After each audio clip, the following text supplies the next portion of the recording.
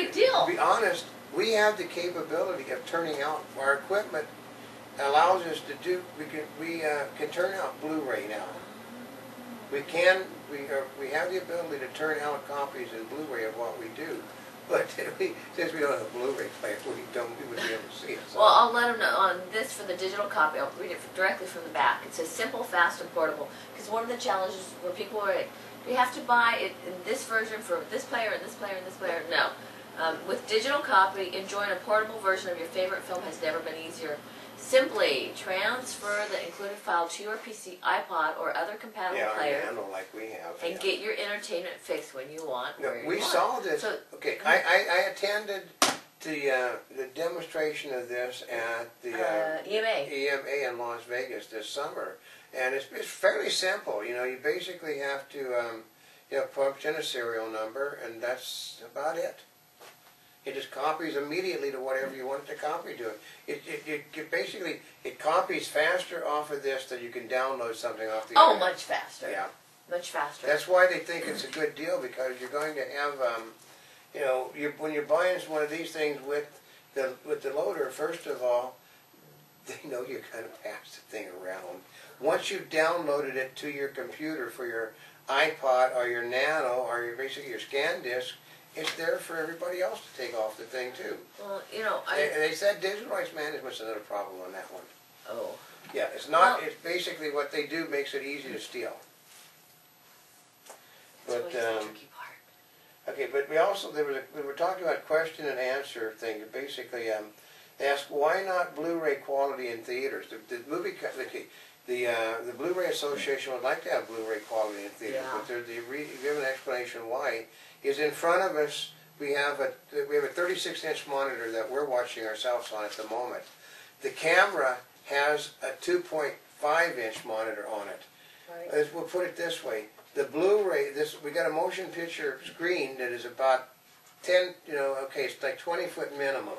Right. The Blu-ray isn't meant to play on anything that is larger than maybe 100 inches. Oh. So when you spread that information out across 20 foot, it's like the difference. There's a far better picture on our 2.5-inch screen than there is on the 36-inch screen, because the information that is being shot is meant to be seen in high def, which the little screen is, the big screen isn't. Actually, you just reminded me of the one with the Dish Network with the Sling Box. Yeah. One of the things that the Sling Box does is it converts it. Yeah. For whatever device you're using. For whatever device. That's the Sling Box's big feature. It is a conversion unit. But another thing, though, basically that the Blu-ray people are really behind the ball on is that there was a question asked about the companies are moving beyond 1080p. We saw they're already on the floor where they're going to like a 4:2 process, which is basically gives you a truer HD experience, because it's not like this. It is sort of like that. Like 4 foot this direction, 2 foot that way, and then you can multiply it 8 foot by 4 foot, 16 foot by 8 foot. And it is okay. They were a 60 megahertz system. They've went to a 120 megahertz system.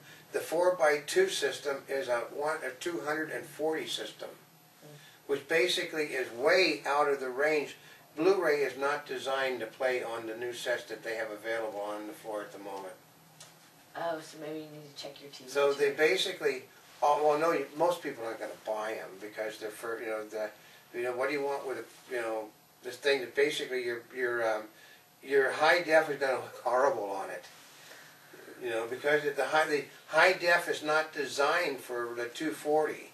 What happened is they said they got the same down converter that basically makes it a smaller picture. So if you think you don't like letterboxing, my guess is you're going to have more letterboxing, because they got to take the information, compress it, and put it on your TV. So imagine Blu-ray, which is meant to be like this and like this, all of a sudden like this and like this. Do you think it's really going to do that? Well, it has to, because they have to have a compression. I mean, okay, this way, okay, Blu-ray has to go the opposite direction. Blu-ray should be like this, but the 240 is like this, and it has to go and with the letterboxing. Okay. So you're going to have a picture that is going to be like Nell trying to watch, Well, something. unless they're figuring out all the conversions. Yeah. And that's always a software issue. Yeah, but they said that's what they also said. These are software. Their software issues are the issues of the company producing the movies. But this is what we've probably done another hour talking about this today. But people like to hear about what's going on. We try to give honesty to people. I mean, I tend to be more of a cynic because I have seen more. I've been on the ground. Honestly, I was in at the ground floor of FM radio, in at the ground floor of television. In there when I went to stereophonic sound, in there when I went to CinemaScope, Cinerama, Taddeo, Vision 70 millimeter, cable, satellite. I've been around for, actually, I hate the military. I started my 8th decade this summer. So how old am I? I've been around for a long. I've been working since. That's why we call them Oldecam. Yeah, I've seen a lot. So Notaspringchick, she actually didn't pay attention to a lot. What? She led a sheltered life. She went to a convent for the first 30 years of her life. Never saw a boy in her life for the first 25 years of her life. She came out of the convent, and who's that person with the freckles and the long legs? What is that? And the Mother Superior said, "That's a boy." And she said, "What do you do with boys?" And Mother Superior said, "Not much." Okay, so I'm not as cynical as he is.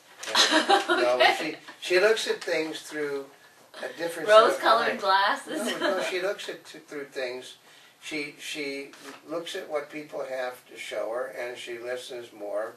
And because she's not seen a lot of these things, so when she sees something at CES for the first time, she gives the experience that they wish that the customers they were trying to sell had.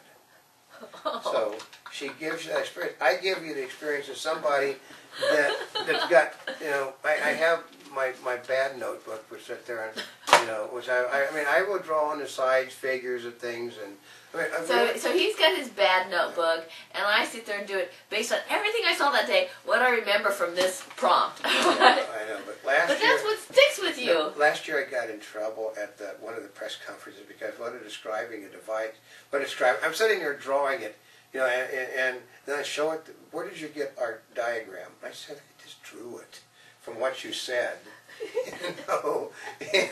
He sat there and explained and telling us about how this thing works. And I said, I just draw my little things. I'm sitting there putting little things in, and then I showed it to one of their people, and they got somewhat miffed that I had one of their diagrams. No, it had been. I'd seen the thing done like about 30 years earlier.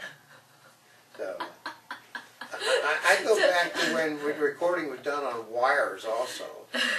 No, but we're going to have more, but this is Oldecam. And this is Notaspringchick, and this is our wrap of CES Day 1. No, actually it's Day 3. It's Day 3 for us. But it's Day 1 for CES. It's Day 1. Yeah, so it is Day 3 of, it is the first day of Day 3. For more information, you can check out more at www.montybubbles.net on the internet. That's Monty with an E. And we're here yesterday, today, and tomorrow. I said we're still working at 7:15 this morning. That's why we have over 12 million links. Yeah, right. But then Good job.